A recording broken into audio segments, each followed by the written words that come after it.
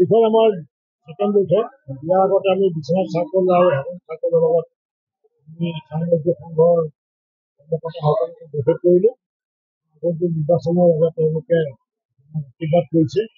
আজি ৰাঙাপাৰা তেজপুৰ চাৰ্কল এখন বিশেষ বৈঠক। গোটেই বাগানৰ চাহ বাগানৰ যিসকল ইউনিয়নৰ নেতাসকল বা প্ৰেচিডেণ্ট ছেক্ৰেটাৰী সেই দায়িত্ব থকা ব্যক্তিসকল আহিছে।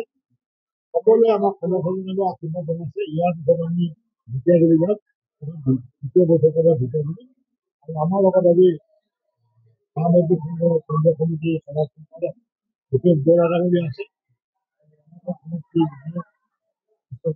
আছে খুব সুন্দৰ পৰিৱেশ।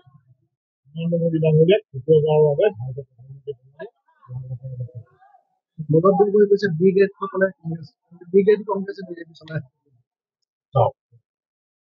গৌৰৱ গগৈ কি অৰ্থত কৈছে নাজানো।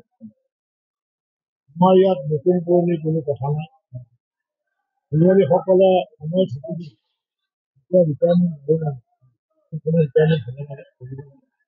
নতুন প্ৰজন্মক আমি আগুৱাই লৈ যাব লাগে। তেতিয়াহে দল থাকিব। কংগ্ৰেছৰ নতুন প্ৰজন্ম নাই, চব আগৰ মুখৰ মানুহখিনি চলি আছে। কংগ্ৰেছ দলটো কেনেকৈ আগবাঢ়ে? গতিকে গৌৰৱ গগৈ এতিয়া আমাৰ কেতিয়াবা তেওঁ বিজেপিৰ প্ৰতি ইমান সহনশীল হ'ল যে এতিয়া তেওঁ নতুন পুৰণি কিবা কিবি এইবিলাক কথা কয়।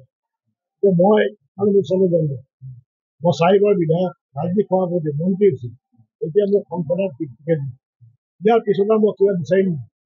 মই সময় থাকোঁতে ইয়াৰ পৰা মই অৱসৰ ল'ম। চুম্বক চলিছে আৰু আমি আমাৰ সমষ্টিৰ পৰা আমি চেষ্টা কৰিছো যে আমি অভিলেখ সংখ্যক ভোট দিব পাৰো যাতে এইবাৰ আমাৰ প্ৰাৰ্থীগৰাকীক।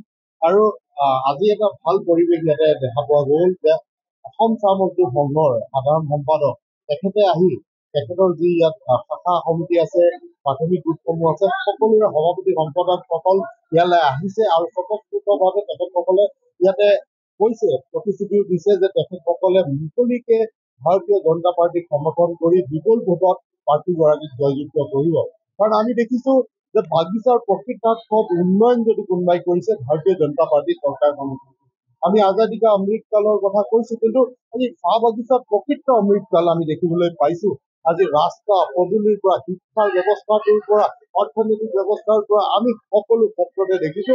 আৰু আপোনালোকে গম পালে যে একেবাৰে যিটো আমাৰ সকলোৰে দাবী আছিল শিক্ষিত যুৱক যুৱতীসকলৰ কাৰণে যি চাকৰিৰ ক্ষেত্ৰত ৰিজাৰ্ভেশ্যন, সেই ৰিজাৰ্ভেশ্যনো এইখন চৰকাৰে দিছে। সেইকাৰণে প্ৰকৃতাৰ্থত যি চাহ জনগোষ্ঠীৰ বাবে ভাৰতীয় জনতা পাৰ্টী চৰকাৰখনে কাম কৰিছে, আন্তৰিকতা প্ৰদৰ্শন কৰিছে, আজি আমাৰ সকলো ৰাইজে আচলতে সকলোৱে এইটো স্বীকাৰ কৰিছে, গ্ৰহণ কৰিছে আৰু সকলোৱে একেমুখে ক'বলৈ বিচাৰিছে যে এইখন চৰকাৰৰ লগত আমি সকলোৱে থিয় হৈ পেলাই এইখন চৰকাৰক আগুৱাই লৈ যাম।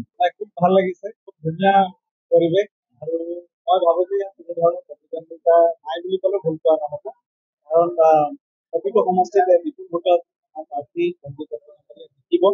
আৰু বাগিচাত বিশেষ উৎসাহ দেখা পাইছো, কাৰণ বিগত দিনবিলাকত আমাৰ চৰকাৰখনে যিটো প্ৰতি চাহ জনগোষ্ঠী ৰাইজৰ উন্নয়নৰ কাৰণে কাম কৰিছে, চাহ শ্ৰমিক ৰাইজৰ কাৰণে যিমান আন্তৰিকতাৰে চিন্তা কৰিছে, বিগত দিনবিলাকত কেতিয়াও কোনো এখন চৰকাৰে এনেধৰণৰ চিন্তা কৰা নাছিল।